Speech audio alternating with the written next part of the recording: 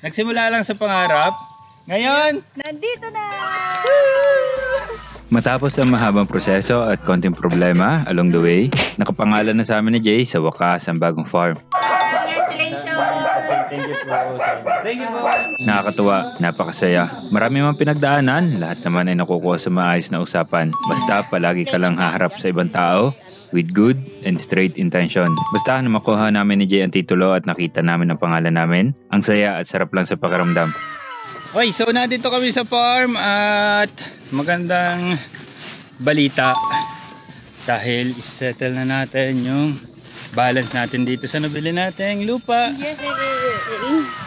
And pagka-settle natin, makukuha na natin yung title na nakapangalan sa amin ni Jay. Para sa full payment, ganun lang ulit ang sistema. Cash ko ibinigay ang balance at may pirmahan na naganap na na-receive na nila ang full payment. Kaya meron konting pagtitipon. Baka may magsabi na naman ang daming tao. Sila kasi lahat ang 11 anak na nakapangalan sa titulo ng binili namin lupa kasama ang kanilang mga asawa. Dahil pumanaw na nakapangalan, kinailangan na lahat sila nakapirma sa mga dokumento dahil technically sa kanila lahat itong lupa. Ang naging usapan kasi dito sa nabili namin, kalahati ang binayaran namin as down payment. Then ipaprocess na ang titulo palipat sa amin. Pero i-withhold ang original nito hanggang makapag-full payment kami. Medyo natagalan ng konti dahil nga sa mga naging aberya sa relocation survey.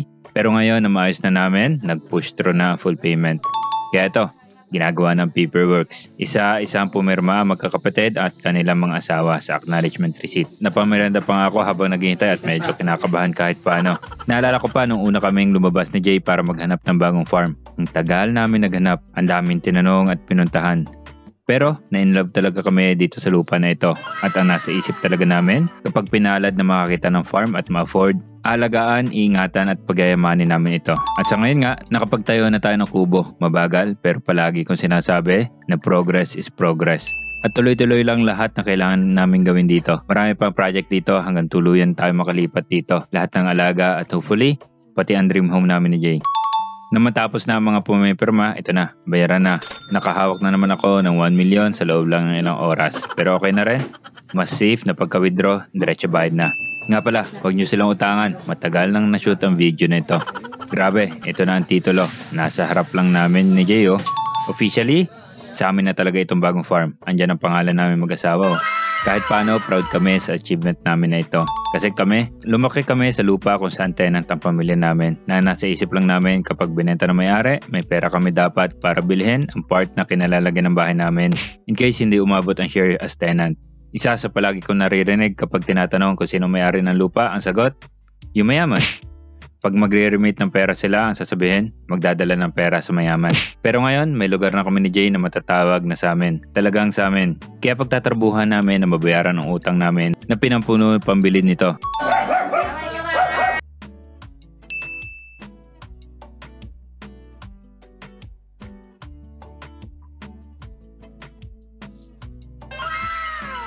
Ilang years lang naman ito. Ilang years na kailangan mag-grind ng todo-todo para bukod sa titulo na nasa pangalan namin, masabi namin na wala rin kaming utang patungkol dito. Sana pag dumating yon, andyan pa rin kayo mga Call of Duty. Yun lang, peace.